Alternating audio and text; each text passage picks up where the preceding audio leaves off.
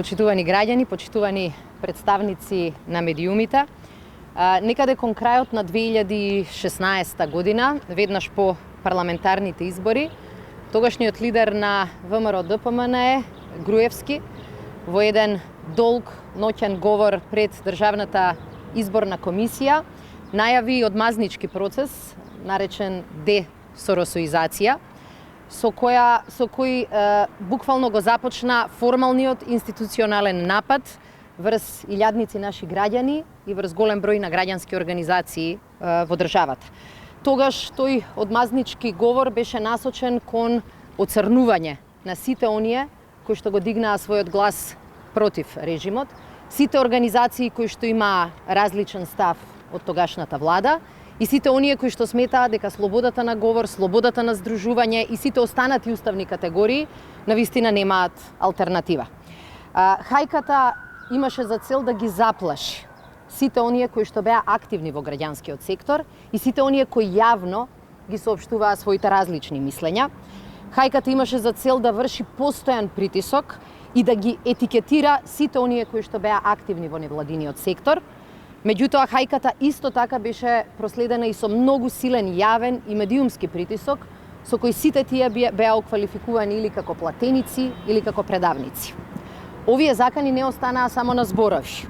Тие закани преминаа и во дела, и тоа од страна на клучни, многу важни институции во државата.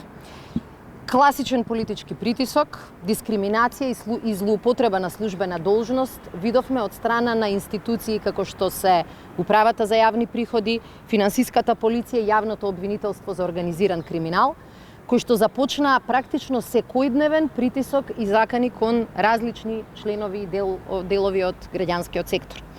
Инспекции се случуваа секој ден, притисокот беше и личен и институционален, и целта дури беше во целиот тој притисок да се вклучи инаку немата и речиси непостоечка поранешна државна комисија за борба против корупцијата. Финалето на оваа организирана и одмазничка хајка донесе драконски казни кон голем број на организации и поединци кои што немаа апсолутно никаква врска со законите и законските одредби. Преку погрешно толкување или на непостоечки делови од законите или преку одредби кои што останале доволно нејасни за да може да се злоупотребат, тогашната власт сакаше да ги замолчи невладините организации и граѓанскиот сектор, да ги казни, да ги оштети финансиски и мислам дека во тој момент веќе се надеваа дека ќе може дури и да ги затворат. Тоа беше напад не само на граѓанскиот сектор, туку и на многу поединци кои овде се родиле, работат, плаќаат даноци, формираат семејства и се трудат да помогнат државата да создаде подобар систем и поправедни услови за живот.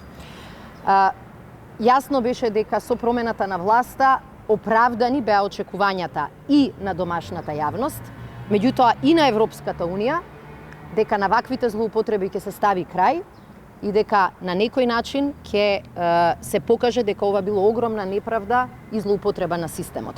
Тоа беше едно од барањата и од Европската комисија, од членките на Европската Унија, кои што во неколку наврати побараа да престанат овие акции, да се завршат формално и да се излезе со правно решение кое утре никој веќе нема да може да го злоупотреби.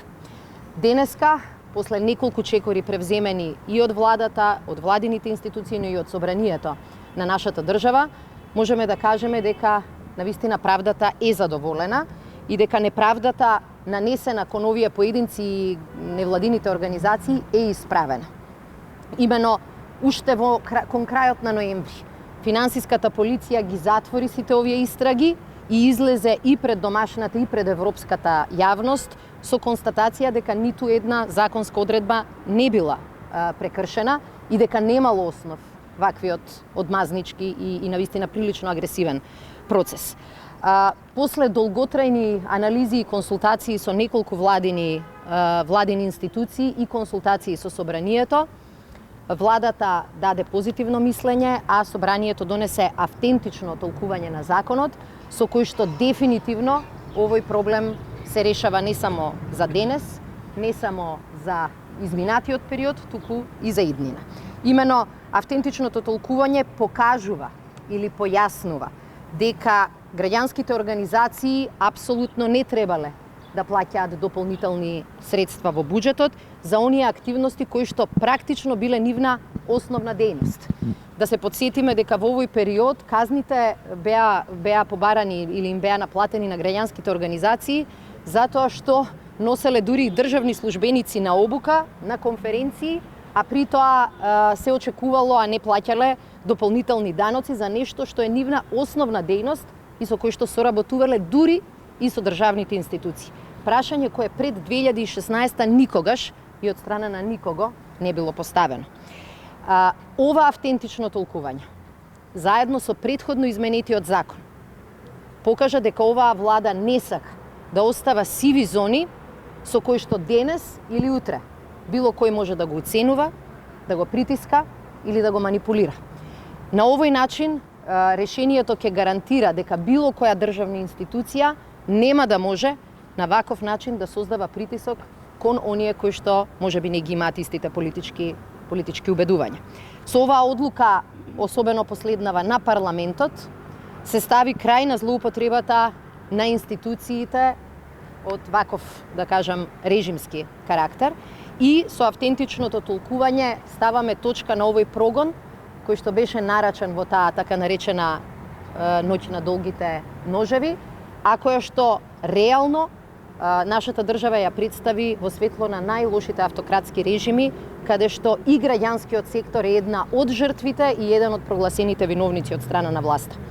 Конечно, на овој начин ја браниме и слободата на здружување, бидејќи невозможно е да очекувате дека ќе имаме слобода на здружување ако оние организации кои што тоа го прават се под постојан можен притисок од страна на власта доколку имаат различни ставови.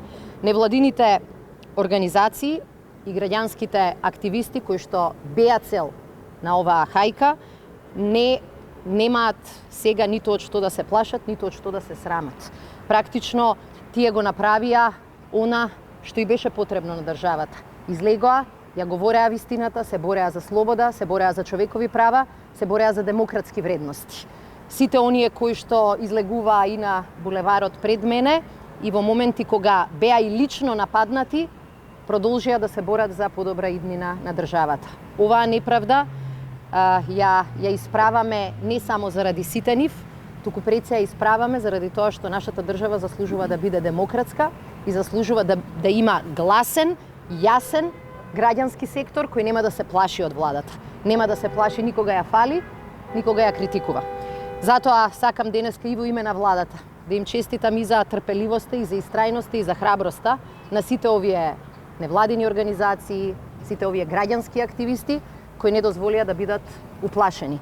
Денеска истите тие кои што претходно беа гласни во критиката на режимот, знаат да бидат гласни и во критиките кон нас. Меѓутоа сметаме дека е тоа првата карактеристика на една вистински демократска држава. Им благодариме на поддршката кон сите нас и кон татковината и очекуваме дека на ваков начин владата ќе создаде многу подобра атмосфера и подобар амбиент за граѓански активизам. Ви благодарам. Министерке, символот на борбата на граѓанските здруженија и граѓанскиот сектор беше токму специјалното јавно обвинителство, чија што судбина сега е неизвестна. Очекувате ли вие некаков компромис со опозицијата за тоа и понатаму да продолжи да функционира како символ на правната држава, како што беше нарекувано? Во првите денови специјалното јавно обвинителство може би беше само символ. Сега тоа мора да продолжи да биде и символ и важен дел од правната држава која ќе покаже дека е функционална. Затоа вие гледате дека ги водиме преговорите. Не со цел да оствариме партиски интерес, туку со цел буквално да дадеме одговор на очекувањата на целата наша јавност. Не ја зборувам европската, целата наша јавност, дека правда мора да има и дека институциите кои се бореа со криминалот и со корупцијата мора да добијат мандат да продолжат тоа да го прават. За жал, не лесно се доаѓа до ваков компромис.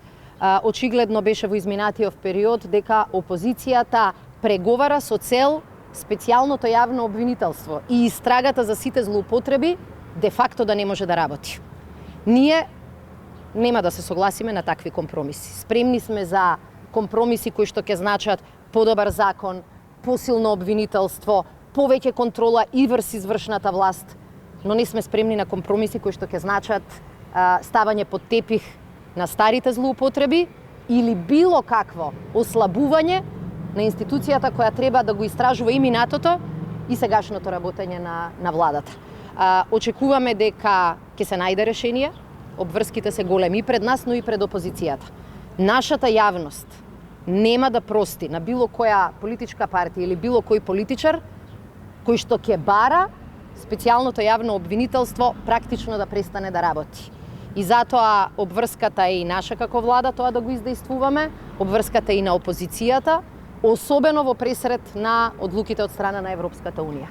Јас мислам дека нема аргументи никој кој што се труди специјалното јавно обвинителство да го претвори во формално обвинителство кое нема да има ниту сила, ниту моќ, ниту мандат да ја работи својата работа. Такво обвинителство не ни треба. Министерке, пред 2-3 недели најави дека антикорупцијска ако донесе дека указите на претседателот за промените на генералските места се незаконски, дека ќе бидат поништени, дека ќе се врати во првобитната состојба. Дали ќе побарате од новиот претседател сукази да го промени тоа, која би била законската можност, дали ќе ги барате парите назад кои се исплатени по тој основ до сега? Кога излегоа информациите од кабинетот на веќе претседателот во заминување Иванов за овие именувања кои што ги направи во тек на кампања, уште тогаш нашиот став беше јасен. Тоа е незаконски, неправедно и погрешно. Одлуката на Државната комисија за борба против корупцијата тоа го потврди и вчера добивме дополнително барање од нив да ги доставиме документите со кои се извршиле решенијата. Очекувам тоа да биде направено во понеделник и убедена сум дека новиот претседател, како и ние како извршна власт, ќе направиме се да не дозволиме законите да бидат кршени од било кого. Иванов или било кој друг. Тоа значи дека оние решенија кои што каде што се исплатени по високи плати, тие не само што ќе мора да бидат поништени, туку парите се разбира дека ќе треба да се вратат. Мислам дека помал дел од проблемот беа платите, бидејќи едно од тие решенија не беше донесено. Јас требаше да го донесам и јас кажав дека нема да бидам соучесник во кршење на законите и не го направив тоа. Мислам дека многу поважна беше политичката порака, дека законот важи и за секој претседател, како што важи за премиер, како што важи за министер.